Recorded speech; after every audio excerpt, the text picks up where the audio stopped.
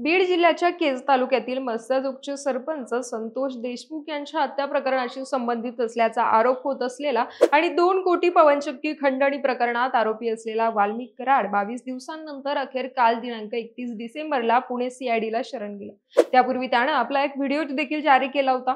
वाल्मिक कराड पुणे येथे सीआयडीच्या ताब्यात आल्यानंतर काय काय घडामोडी घडल्या, रात्री उशिरा केज न्यायालयाने त्याला 15 दिवसांची पोलीस कोठडी सुनावली। नेमका हा घटनाक्रम कसा होता सविस्तर पाहूया या व्हिडिओच्या माध्यमातून। पण त्यापूर्वी तुम्ही आमच्या चॅनलला सबस्क्राइब केलं नसेल तर अगोदर सबस्क्राइब नक्की करा। अगदी फिल्मी स्टाईल पद्धतीनं वाल्मिक कराडने मंगळवारी दुपारी 12 वाजता पुणे येथे सीआयडीला आत्मसमर्पण केल्यानंतर त्याची सीआयडी अधिकाऱ्यांकडून सुमारे 2 तास चौकशी करण्यात आली। 3:30 वाजता त्याला घेऊन सीआयडी पथक केजकडे रवाना झाले। अटक केल्यानंतर आरोपीला 24 तासांच्या आत न्यायालयात हजर करणं आवश्यक असल्यानं बीड सीआयडीनं केज न्यायालयाला खंडणी प्रकरणातील सुनावणीसाठी कोर्ट रात्रीपर्यंत चालू ठेवण्याची विनंती केली। ती विनंती कोर्टानं मान्य केली। रात्री 9 ते 9:30च्या दरम्यान वाल्मिक कराडला केज मध्ये आणल्यानंतर पहिल्यांदा केज मधील उपजिल्हा रुग्णालयात त्यांची वैद्यकीय तपासणी करण्यात आली। लगेच केज पोलीस ठाण्यात वाल्मिक कराडला कायदेशीर अटक करण्याची कारवाई पार पडली। त्यानंतर मोठ्या पोलीस बंदोबस्तात वाल्मिक कराडला केज न्यायालयात हजर करण्यात आलं। न्यायालयाच्या परिसरात दोन्ही बाजूंच्या समर्थकांची प्रचंड गर्दी केली होती। त्यामुळे गर्दी पांगवण्यासाठी पोलिसांना सौम्य लाठीचार्ज देखील करावा लागला। रात्री 10 वाजता प्रथमच केजचं कोर्ट उघडण्यात आलं होतं। न्यायालयात तातडीने सुनावणी चालू होण्यापूर्वी मोठा ट्विस्ट आला। वैयक्तिक कारणास्तव आपण सरकारी पक्षाची बाजू मांडू शकत नसल्याचा अर्ज देत ॲडव्होकेट एस देशपांडे यांनी या खटल्यातून अचानक माघार घेतली। त्यामुळे माजलगाव मधील सहाय्यक सरकारी अधिवक्ता जे शिंदे यांच्याकडे सरकारी पक्षाची बाजू मांडण्यासाठी जबाबदारी सोपवण्यात आली। गंभीर गुन्हा आणि घटनेचं गांभीर्य ओळखून शासनाने या संदर्भात माझी निवड केली असल्याचं ॲडव्होकेट जे शिंदे म्हणाले। तर बचाव पक्षाच्या वतीनं वाल्मिक कराडची बाजू मांडण्यासाठी ॲडव्होकेट हरिभाऊ गुट्टे आणि दुसरे वकील अशोक कवडे हे उपस्थित होते। दोन्ही बाजूंच्या वतीनं कोर्टामध्ये जोरदार युक्तिवाद करण्यात आला। सरकारी आणि बचाव पक्षाने कोणत्या बाजू मांडल्यात पाहूया। वाल्मिक कराडची 15 दिवसांची पोलीस कोठडी मागण्यासाठी सरकारी पक्षानं पुढील मुद्दे सादर केले। संतोष देशमुख हत्या प्रकरणातील मुख्य आरोपी सुदर्शन घुले हा वाल्मिक कराडच्या सांगण्यावरून काम करत होता। तो अजूनही फरार असून त्याचा आणि इतर आरोपींचा शोध घेण्यासाठी वाल्मिक कराडला कोठडी देणं आवश्यक आहे। 2 कोटीच्या खंडणीचा आणि हत्या प्रकरणाचा सहसंबंध असल्यानं त्याच्या अधिक चौकशीसाठी वाल्मिक कराडचा ताबा महत्वाचा आहे। मोबाईलवरील संभाषण हे वाल्मिक कराडचंच आहे का याची तपासणी करायची आहे। काम बंद करा नाहीतर हात-पाय तोडू अशी धमकी वाल्मिक कराडने दिली होती।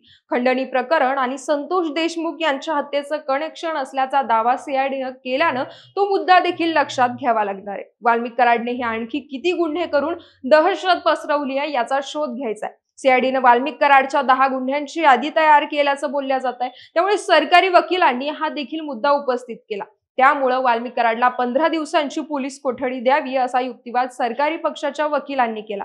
आता पाहूयात बचाव पक्षाच्या वतीनं काय मुद्दे मांडण्यात आले।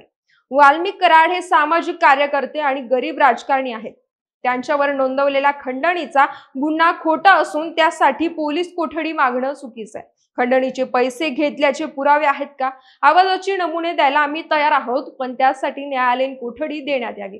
हत्या प्रकरणातील राजकीय द्वेषापोटी नाव गोवण्यात येत आहे। आम्ही कायद्याचा सन्मान करतो, त्यामुळेच वाल्मिक कराड हे स्वतःहून शरण आल्यानं त्यांना पोलीस कोठडी नको तर न्यायालयीन कोठडी देण्यात यावी असे मुद्दे वाल्मिक कराडच्या वकिलांनी उपस्थित केले। दरम्यान न्यायाधीशांनी निर्णय काही वेळासाठी राखीव ठेवला। नंतर मात्र बचाव पक्षाचा युक्तिवाद न्यायालयानं फेटाळला, कारण सीआयडीनं काही महत्त्वाचे पुरावे सरकारी वकिलांना दिले होते। त्या आधारे न्यायालयीन एव्ही पावसकर यांनी रात्री जवळपास 12च्या सुमारास खंडणी प्रकरणातील आरोपी वाल्मिक कराडला 15 दिवसांची म्हणजे 14 जानेवारी पर्यंत सीआयडी कोठडी सुनावली आहे। रात्री 11च्या सुमारास सुनावणीला सुरुवात झाली होती। दोन्ही बाजूच्या वकिलांनी सुमारे अर्धा तास युक्तिवाद केला। दरम्यान आरोपीला जर न्यायालयीन कोठडी मिळाली असती तर त्यांचा जामिनाचा मार्ग मोकळा झाला असता।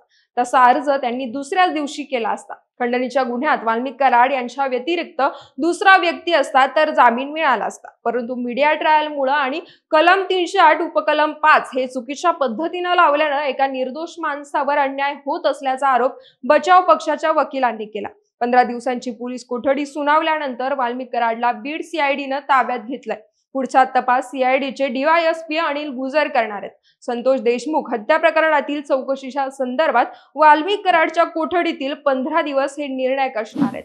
दरम्यान केज पोलीस स्टेशनमध्ये माझ्या विरोधात खोटी खंडणीची फिर्याद दाखल झाली आहे. मला अटकपूर्वी अधिकार असताना मी सीआयडी ऑफिस पुणे पाषाण रोड येथे सरेंडर होतोय. संतोष देशमुख यांचे जे कोणी मारेकरी असतील त्यांना अटक करावी आणि त्यांना फाशीची शिक्षा द्यावी. राजकीय द्वेषापोटी माझं नाव त्यांच्याशी जोडलं जात आहे. पोलीस तपासात जे निष्कर्ष येतील त्यात मी जर दोषी दिसलो तर मला शिक्षा द्यावी. न्यायदेवता देईल ती शिक्षा मी भोगायला तयार आहे.